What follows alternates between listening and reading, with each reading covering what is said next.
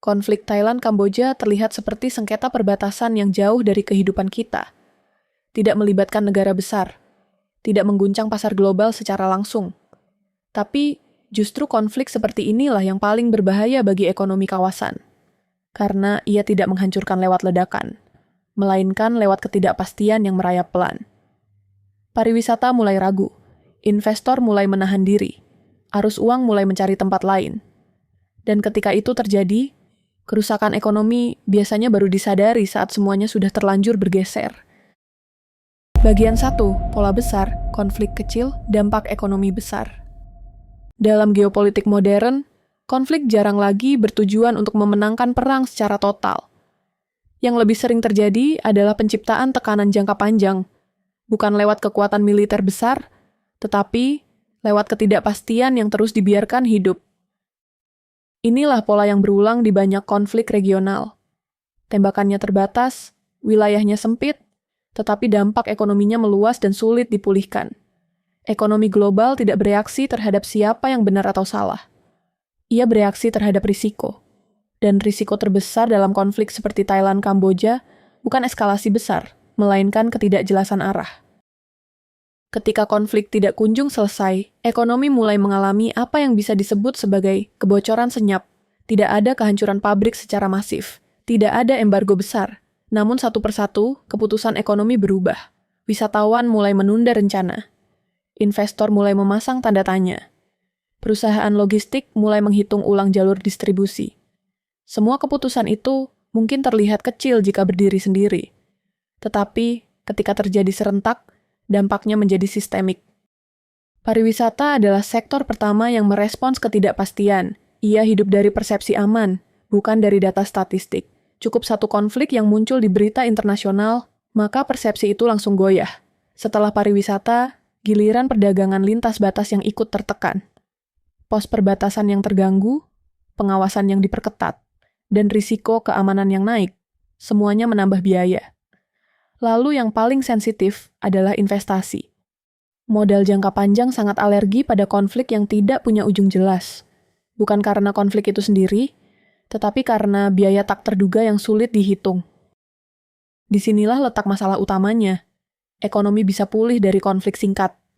Tetapi, ekonomi sangat rentan terhadap konflik yang menggantung. Ketika pelaku ekonomi tidak tahu, apakah situasi akan membaik dalam 1 bulan, 1 tahun, atau tidak sama sekali, maka pilihan paling rasional adalah menunggu atau pindah. Dan begitu arus uang mulai berpindah, membawanya kembali jauh lebih sulit dibandingkan kepergiannya. Bagian 2, siapa yang paling tertekan? Perbedaan daya tahan ekonomi. Jika konflik dilihat dari sudut pandang ekonomi, dampaknya tidak pernah terbagi secara merata. Negara yang terlibat mungkin sama-sama berkonflik, tetapi daya tahannya sangat berbeda. Disinilah Thailand dan Kamboja menunjukkan kontras yang jelas. Bukan soal siapa yang lebih kuat secara militer, melainkan siapa yang ekonominya paling sensitif terhadap gangguan. Thailand adalah ekonomi besar di Asia Tenggara, tetapi juga memiliki satu titik rapuh, ketergantungan tinggi pada pariwisata. Sektor ini tidak hanya menyumbang pendapatan besar, tetapi juga menyerap jutaan tenaga kerja dan menggerakkan ekonomi daerah. Masalahnya, pariwisata adalah sektor yang paling cepat bereaksi terhadap isu keamanan. Ia tidak menunggu eskalasi besar.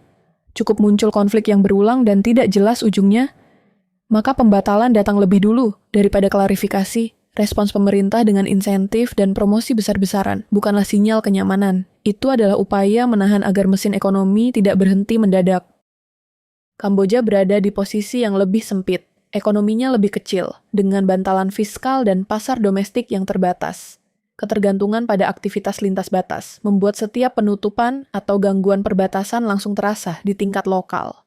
Ketika arus wisata darat terhenti dan perdagangan kecil terganggu, dampaknya tidak menyebar perlahan, ia langsung memukul. Pariwisata budaya yang menjadi andalan juga sangat sensitif terhadap persepsi keamanan. Sekali citra aman terganggu, pemulihannya bisa memakan waktu panjang.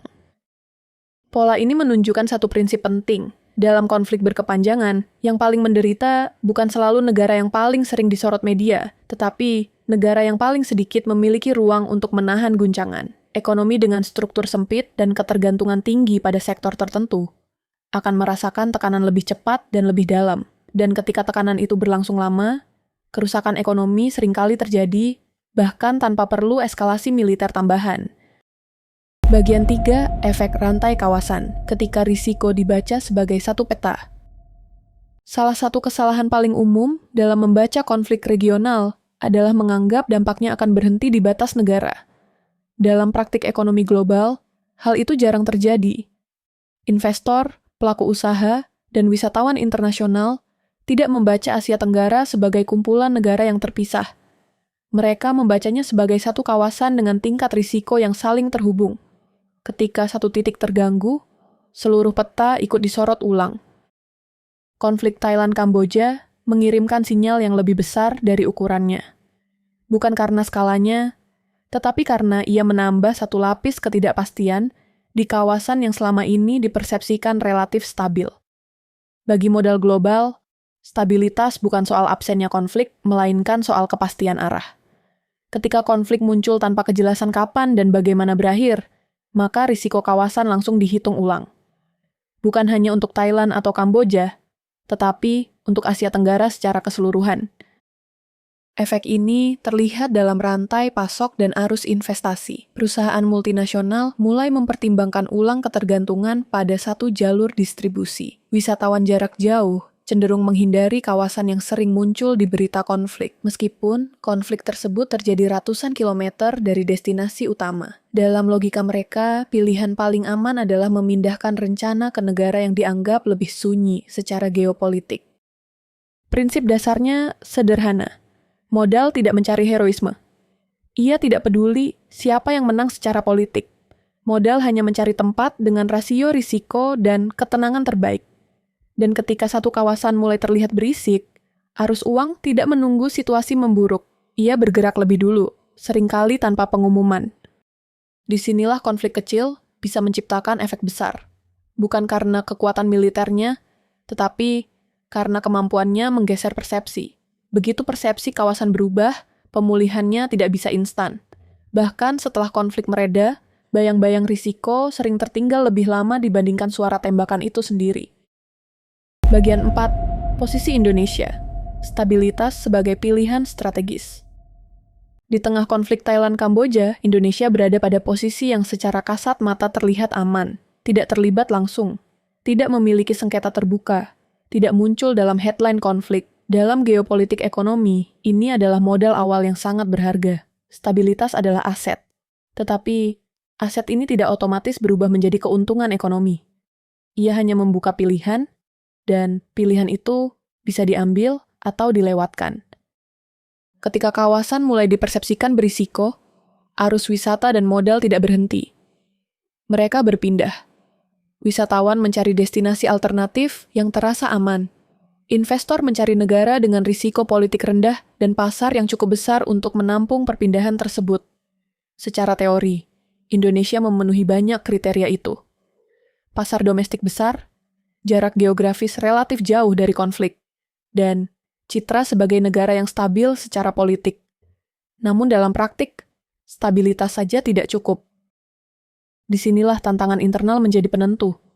Dunia tidak membandingkan niat, tetapi pengalaman nyata. Ketika biaya wisata tidak konsisten, ketika pelayanan tidak seragam, ketika hambatan kecil muncul berulang, maka keunggulan stabilitas mulai tergerus. Bagi wisatawan internasional, pengalaman buruk kecil lebih diingat daripada promosi besar. Bagi investor, ketidakpastian regulasi lebih menakutkan daripada konflik di negara lain. Pola ini menunjukkan bahwa posisi Indonesia saat ini bukan soal menang atau kalah. Ini soal kesiapan. Konflik di kawasan menciptakan celah peluang. Tetapi, hanya negara yang siap secara internal yang bisa mengisinya. Jika tidak, arus uang akan bergerak ke negara lain yang lebih rapi, lebih konsisten, dan lebih mudah diprediksi. Pada akhirnya, Indonesia dihadapkan pada pilihan strategis, tetap menjadi negara yang aman secara pasif, atau mengolah stabilitasnya menjadi daya tarik ekonomi aktif. Dalam geopolitik ekonomi, peluang jarang datang dua kali, dan seringkali yang membedakan pemenang bukan kekuatan besar, tetapi kesiapan saat momentum muncul. Terakhir penutup. Konflik Thailand-Kamboja mengingatkan kita bahwa Dalam geopolitik modern, kerugian terbesar seringkali tidak datang dari kekalahan militer, tetapi dari hilangnya kepercayaan ekonomi. Ketika ketidakpastian dibiarkan berlarut, arus uang dan peluang akan mencari tempat lain tanpa menunggu. Indonesia berada di posisi yang relatif aman, tetapi keamanan itu sendiri bukan jaminan keuntungan. Ia hanya membuka ruang pilihan. Apakah stabilitas dibiarkan berlalu begitu saja? Atau diolah menjadi keunggulan ekonomi yang nyata? Dalam dunia yang bergerak cepat, pemenangnya jarang yang paling keras, melainkan yang paling siap saat peluang datang.